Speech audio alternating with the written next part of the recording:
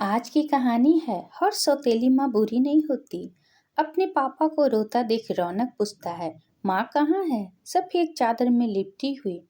पायल और विजय अपनी खुशहाल जिंदगी जी रहे थे। उनका एक बेटा भी था जिसका नाम रौनक था। वो 8 साल का था। बहुत प्यारा बच्चा है रौनक।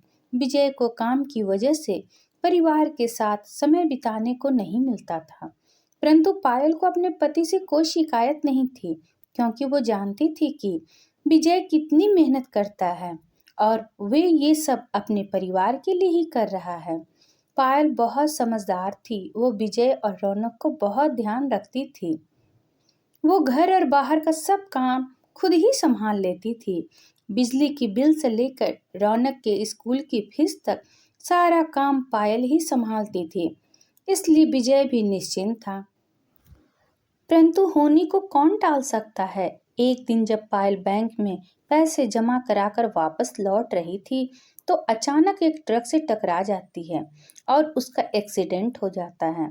पुलिस उस ट्रक वाले को पकड़ लेती है।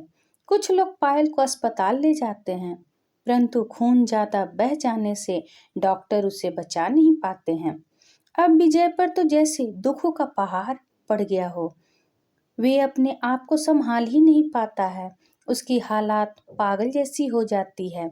उसका दिल ये मानने को तैयार नहीं होता कि पायल उसे छोड़कर चली गई है।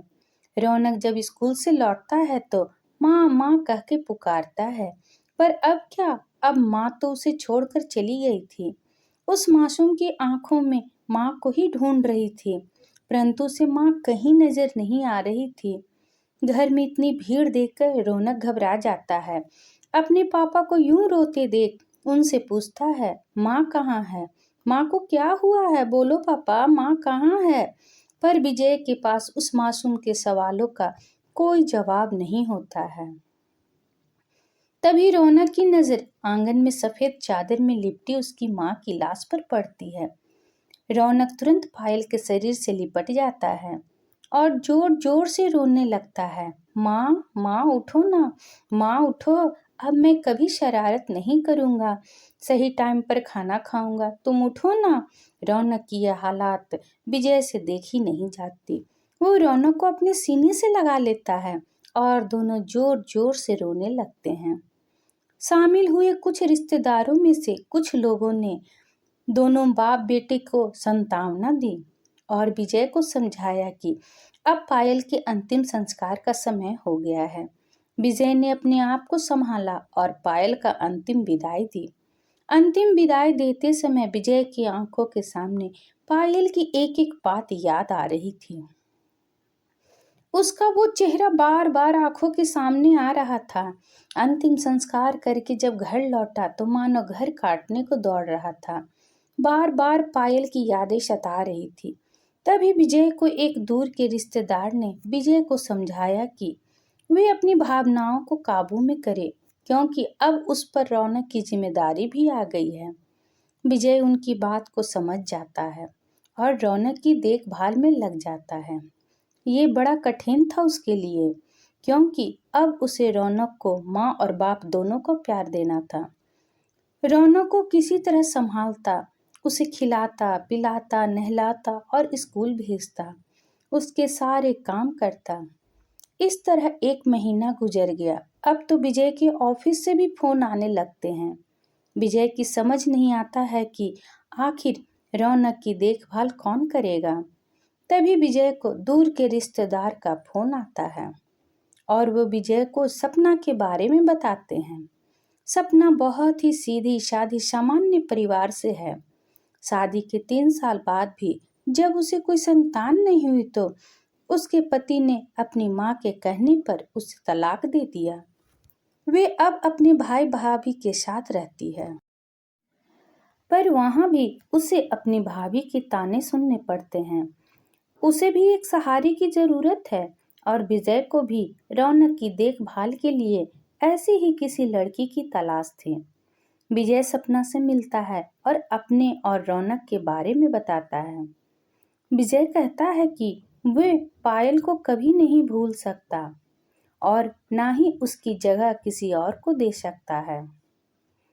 वे ये शादी सिर्फ अपने बेटे रौनक के लिए कर रहा है। सपना भी बच्चे के प्यार को तरस गई थी।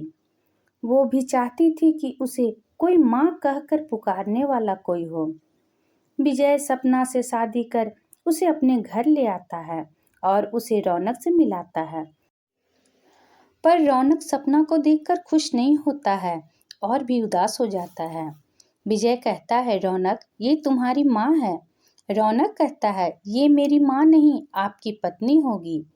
ये तो मेरी सौतेली माँ है। ये बहुत बुरी है, मुझे नहीं चाहिए ऐसी माँ। रौनक इतना कहकर गुस्सा होकर भाग जाता है। सपना रौनक की बात सुनकर बहुत दुखी होती है।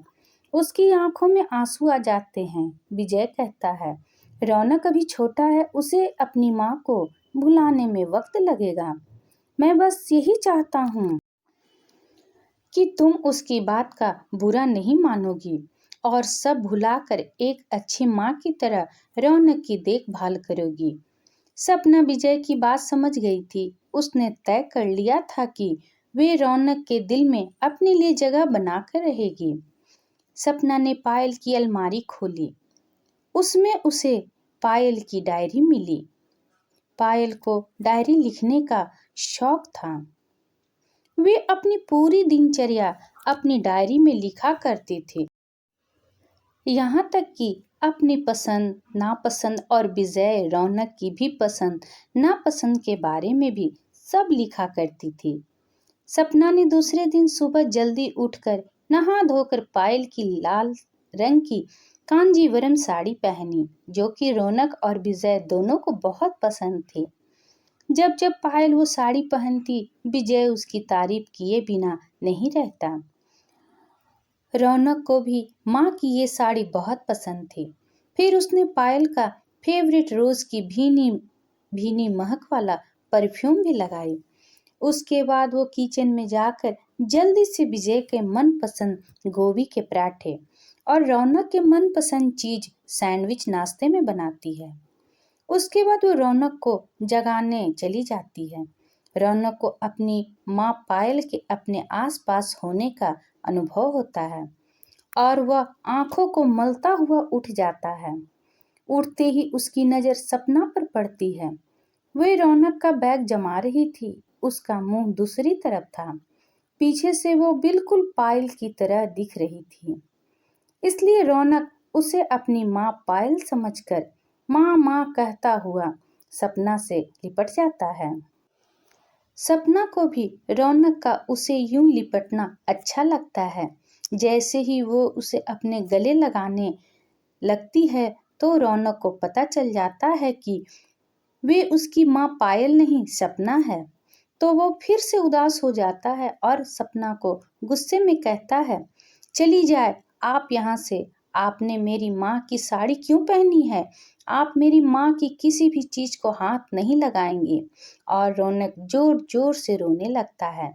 तभी आवाज सुनकर विजय भी उठ जाता है और किसी तरह रौनक को चुप कराता है। सपना भी रौनक को सॉरी बोलती है और वादा करती है कि आज के बाद वो कभी भी पायल की किसी भी चीज को नहीं छुएगी। इतना कह वह तुरंत कपड़े बदल लेती है और रौनक और विजय के लिए नाश्ता लगाती है। इस तरह कई दिन बीत गए। सपना रौनक और विजय का पूरा पूरा ख्याल रखती है। अब तो दोनों को जैसे सपना की आदत हो गई थी और होगी भी क्यों नहीं, वो उनके कहने से पहले ही सभी काम कर लेती थी। एक दिन अचानक सपना को बहुत तेज बुखार आ जाता है। वे अपने पलंग से भी नहीं उठ पा रही थी। इधर रौनक के स्कूल जाने का वक्त भी हो गया था, पर उसका पूरा बदन बुखार से जल रहा था। फिर भी वो किसी तरह उठकर रौनक और विजय के लिए टिफिन बनाती है। टिफिन बनाते ही उसे चक्कर आ जाता है और वो गिर जाती है। विजय और रौनक तुरंत सपना की तरफ दौड़ते हैं। विजय अपनी फैमिली डॉक्टर को बुलाता है। सपना का चेकअप करके दवाई लिख देता है।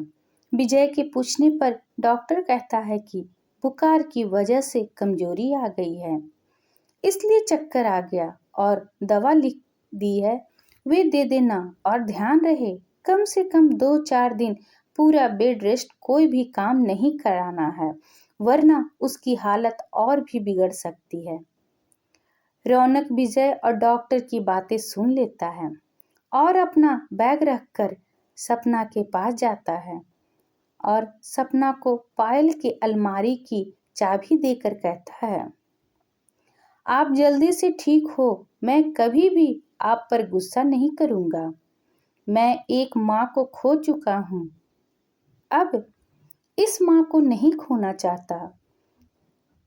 रौनक की बात सुनकर सपना की आंखों में आंसू आ जाते हैं और वह रौनक को अपने गले से लगा लेती है। इस तरह रौनक को फिर से माँ मिल जाती है और सपना को भी रौनक के रूप में बेटा मिल जाता है। इस कहानी से तो यही पता चलता है कि हमारा व्यवहार ही अपना और पराया का भेदभाव कराता है। माँ तो सिर्फ माँ होती है। इस पर आपकी क्या राय है, कमेंट करके ज़रूर बताइएगा। और अगर पसंद आया है तो लाइक एंड शेयर करना ना भूलें। और हाँ, अगर आप मेरे चैनल पर नए हैं तो प्लीज़ सब्सक्राइब और बेल आइकन बटन को प्रेस करना ना भूलें। वीडियो देखने के लिए आपका बहुत बहुत धन्यवाद।